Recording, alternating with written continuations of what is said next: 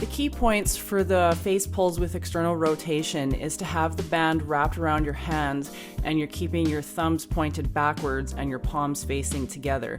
As you're pulling your arms back, focus on keeping your chin slightly tucked and don't let your shoulders elevate towards your ears. And when you're at end range, you want your forearms to be perpendicular to the ground and with roughly a 90-degree angle in your elbows.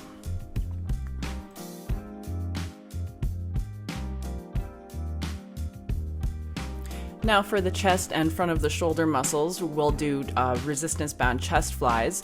You'll want your band anchored a little bit higher than your shoulders, stand in a split stance with a slight forward lean, and keep a soft bend in your elbows and just bring your hands together in front of you as you exhale. Inhale slowly back under control. When you're about halfway through, switch your legs so that you work your core evenly. Next, you'll do band rows to target pretty well your entire back and your arms. Anchor the band about waist height. Start with your arms extended out in front of you. Bring your shoulders and elbows back, trying to squeeze your shoulder blades together at the back. And keep your elbows tucked in tight to your ribs, and exhale as you're pulling back and inhale as you're returning to start.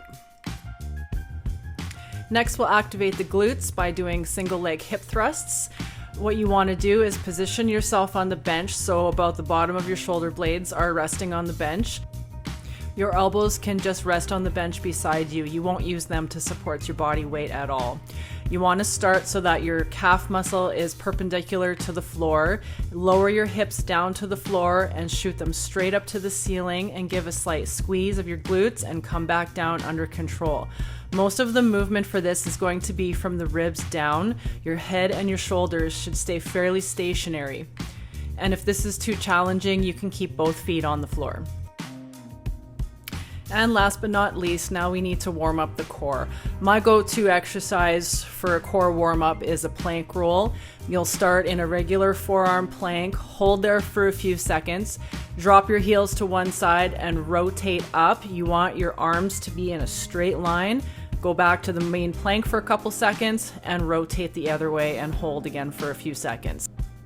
Be sure to keep your shoulders nice and strong, don't slouch down, and you want your body to be as straight as you can. Don't let your hips shoot up to the sky.